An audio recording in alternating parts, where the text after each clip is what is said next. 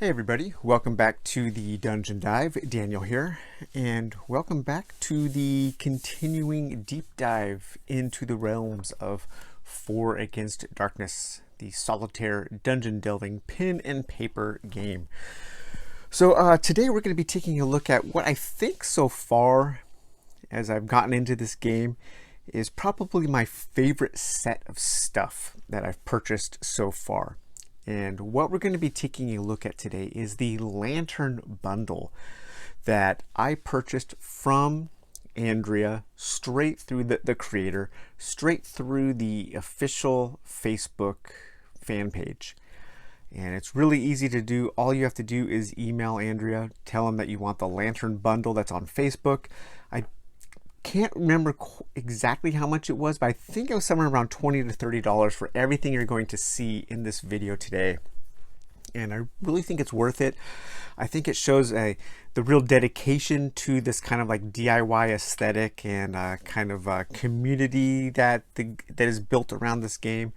And it totally reminds me of things that I would have purchased way back in the day. I know I've mentioned like the Game Preserve that I used to go to, or Arthur's Toys. I've mentioned stories about going to these old game stores in the mid and late 80s where I grew up, and this set here reminds me of something that I would have purchased there, and reminds me of something that I would have treasured as a young game player just getting into fantasy games.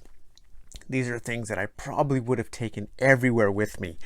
And I've come to realize that, excuse me, that this game kind of gives me that feeling because the books are so small and all you need is like a couple D6 and a pencil and a piece of paper. You can easily put Four Against Darkness in a small backpack and take it with you. It's a super easy game to take for traveling, and you know, you can even buy the PDFs and keep them just on a Kindle or iPad. Or if you were kind of, you know, you like printing out stuff, you could easily make a binder with all of your games and all of your things that you need for just easy playing this game anywhere that you go. I did recently, for me, I just laminated my two big cheat sheets, so I keep those really handy, and that comes in handy just to be able to use those over and over again. But the Lantern, what is the Lantern? The Lantern is a Four Against Darkness zine, and so far there are 2 issues available, and I think both of them are very cool. They give you some good ideas of different ways to play. They come with adventures, with minions, with treasure, with bosses. Issue 2 comes with a cool little campaign style adventure. So we will take a look at that. I do want to play, I think next I'm going to play the little campaign adventure in issue 2. I have not played anything in either of these games, in either of these zines yet. I have read through them and looked at the things that aren't going to spoil anything, so we'll talk about that. So the Lantern, issue 1, Four Against Darkness zine, written and illustrated by Andrea, and then additional materials by Joseph Mills and Eric and Bouchard. Common names that we've heard before in dealing with Four Against Darkness. And you get a table of contents. Now this is really cool. You get an original drawing by Andrea. Okay, that's awesome. A pen drawing. And then the next page is super awesome. I'm not going to show too much of it because I think these things are kind of kept, they're kind of kept as secret, I think, but this is the personal trait page. This is an official 4AD rule. The possessor of this zine is the only 4AD player allowed to use it. And Andrea has written in a special rule that is unique to each issue of this magazine, and you get to use that rule as the owner of the magazine. I'm not sure how many different ones there are. I'm sure there's not like an unlimited number, but that is just really a neat idea, and it really heightens that sense of it, that DIY aesthetic that I like so much.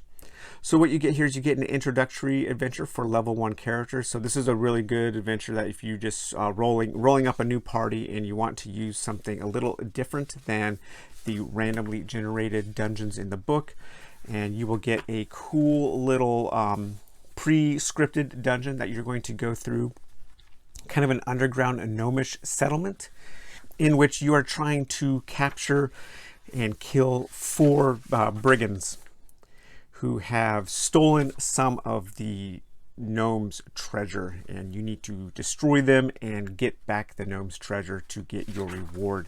So cool little pre-programmed adventure if you wanted to take a new party on that. Okay, so that's the rest of that there. You get a new wandering monster table there. And one of the main components of this particular pre-scripted dungeon is searching for clues. And then you need to trade those clues in to find the whereabouts of the lost treasure, of the brigands, and how to destroy them. And then there's a whole bunch of secrets that you can spend those clues on, which all seem pretty cool. And then the next up is you get the Lair of the Four-Headed Hydra. This short dungeon delve was published in Italy on a Four Against Darkness t-shirt. As far as we know, it's the only wearable dungeon ever produced. We present it here for the first time in English. So again, another small little pre-scripted dungeon that originally appeared on a t-shirt. That is super cool. And then next up we get the monstrous minions, the Blimmies. Use them as minions the next time you must roll on a minion table. So that's pretty cool. You have a special group of minions that have their own special rules and stats there. And then here we have another adventure, 4 Against the Goblin King. Just by changing a few rules and restricting the type of foes to a specific category, you can create procedural adventures with a strong thematic feel. So what this adventure is really good for is kind of demonstrating different rules that you can set up for yourself, different limitations, just different things that you can easily change from one adventure to the next to add more variety and to give your adventures a greater sense of thematic, better thematic elements. What's one cool thing to think about? So if you wanted to, you can have narrow corridors. So narrow corridors, every time you go into a corridor on one of your random rolls, well, it is particularly narrow. And so bigger weapons are harder to use and smaller weapons are better to use. It tells you different ways, different way that you can add a second level to your dungeon to add some danger to it. You can restrict the kinds of minions that you will face. So the community in Andrea are very into house ruling and making these games your own as you are playing them. And as you start reading through more and more of the supplemental material, you really do start to come up with ideas and interesting things to try to make the game more like something that appeals to you as an individual player.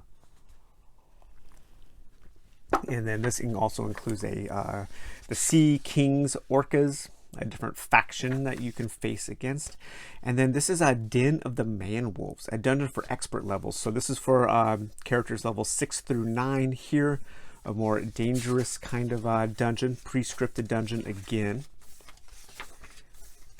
Pretty cool looking dungeon with a special loot table that you get to roll on and a special table for wandering monsters.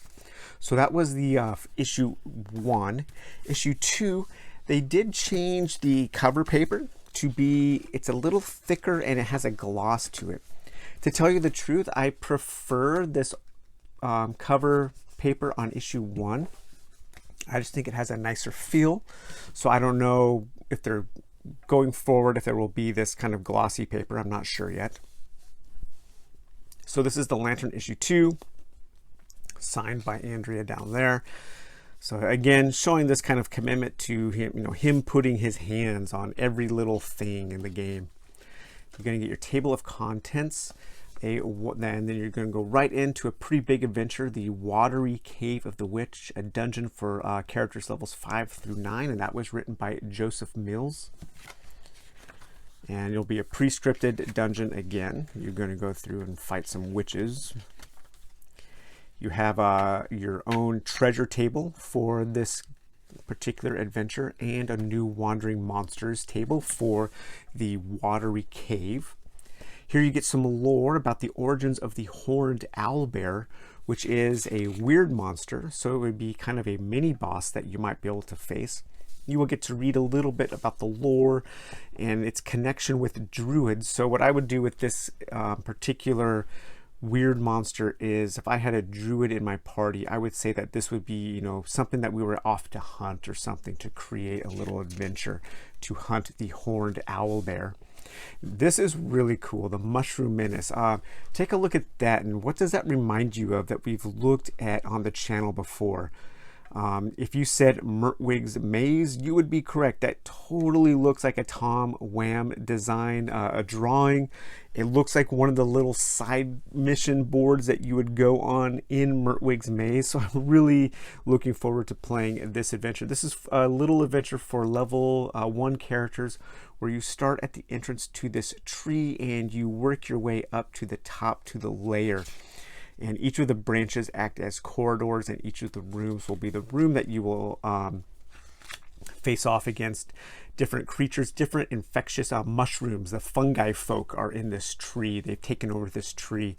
And again, you have narrow corridors, and because you're inside a wooden environment, everything is flammable. So if you use anything with flames that produces flames, there is a danger of starting a fire. But this is super cool. You have your own room content table, your own vermin table, a search table, treasure, your own traps there. So everything in this adventure is custom. Special events and minions, and then the major monsters table, and then some other rules about what you will find in this tree. Very cool. The minute I saw this, I like, this has to be inspired by Mertwig's Maze and Tom Wham. I'm not sure if it is, but it strikes me like that. So this is the campaign I was talking about. And this is a campaign by Tobias Goeffler and Andrea. And this is for the 4AD core book and Fiendish Foes. Fiendish Foes is a book that I don't have actually printed, I believe. I have the PDF of it. It was one of the first things I got, and it is a book, it is a PDF that comes with just new tables of monsters to face off against. And I need to print that out and put that in a book form. And so you're going to be using that. And this adventure will focus around the setting of Verner, and that is a town that you are going to return to while you are completing quests. And each one of these letters corresponds to like a tavern or the mayor's home or a market, a blacksmith. There's a bulletin board with little side quests written on there, like in handwritten notes. That is super cool. I love that little detailed touch there. You have different side quests that you can go on. You can speak to the elders. Then you can go into the forest and the plains surrounding the town. You will have different terrain charts that you can roll on, terrain events. When you're in the plains, you will have different dungeons that you can discover. And what you have to do is you have to go through a list of 4 different quests, main quests, to try to get this, I think I like this dragon scale talisman in order to gain entrance into the final dungeon of the campaign. So this seems really cool. I love this idea of this kind of small contained campaign that you can play in this game. And then you also get this really neat, this is an Uncharted settlement style adventure for characters levels 4 through 8. So this is, imagine your characters, your party, in between dungeons. They are traversing and traveling throughout the land, and they come across these kind of weird settlements. Maybe they're haunted, or they've been overtaken by monsters. And this little supplement here gives you the ability to map out those settlements and figure out what's going on in the town, and maybe undergoing some quests to help the old town inhabitants get their settlement back. And you can play these over and over again. So I would say that this would be something that would be cool if your characters get up to levels 4 to 8 to use in between missions, in between dungeons, to add some spice to your ongoing campaign. You can go on special missions and you can take jobs from the town folk. There are special items for sale. Sometimes you have to go on a siege to overtake the town, and you can get different rewards for helping out the villagers. And then here is a map that you can photocopy to keep track of how your settlement looks. Very, very cool. Another thing you get in this set are some cards. And these cards, you are going to get 6 cards that are going to contain 6 new bosses. So you will have a Water Fiend, an Orc Warlord, an Ogre Hunter, an Ogre Smasher, a Black Knight, and an Oblivion Lich. These cards are really nice, and I think next we're going to be taking a look at another set of cards that you can get on Drive-Thru Cards. And more of these cards are going to be printed and made available as time goes on. But they have a really nice feel to them. They have really good art, and so then you don't have to roll on a table. When you come across a boss, you can just shuffle these up and draw your boss to see which boss you are going to fight. You also, of course, as you've probably guessed, get your 6 new minions. Skeleton Soldiers, Orc of the Red Plume, Kobold Spearmen, Goblin Poisoners, Orc Pikemen, and Mist Zombies. And again, anytime you face off against a minion, you can just decide to use this deck of minion cards, shuffle them up, and draw. And then you also get 6 new vermin. So Fiendish Ferns, Rain Spiders, Brown Centipedes, Shadow Moths, Bug Folk, and Bone Picker Rats. And finally, you get 6 new weird monsters, 6 new mini bosses. And you have a wall-crawling wraith, a mist dragon, skeletal king, black-tailed manticore, tiger chimera, and a green harpy. I would love to see more monster decks like this. Just the ability to have a huge stack of minions, a huge stack of vermin and bosses. You can mix and match. You can make your own themed adventures really easily by mixing and matching certain creatures and from certain sets. So highly recommend these. These are great.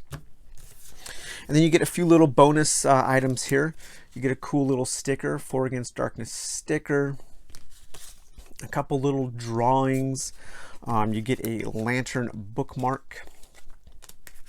And then you also get a bookmark adventure, which you will face off against the boss, the Maze Minotaur, as you progress through this maze, working your way through. I think you could probably use a overhead marker, a wet dry erase marker on here, and then this tells you, the legend tells you what you will face, and then you will have to roll on whatever tables you have for treasure or minions or bosses.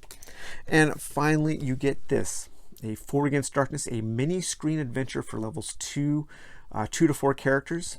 And this is a raid on a goblin village that you can raid on this village over and over again. You can do it multiple times, and it has its own little map creation like that last one we looked at here that you could use this for, where you will be rolling and you will be generating a village map, and then you will be using your different tables to populate that village to figure out what kind of goblins are inhabiting that village, what they are protecting, and what you need to do to destroy the goblin village. So yeah, so that was the Lantern pack available on Facebook. Again, I will look for the post again. Hopefully I can find it and post a link. This is a pack that I think comes highly recommended for fans of 4 Against Darkness. So alright guys, well I hope you enjoyed this video, and we will talk to you later. Bye bye.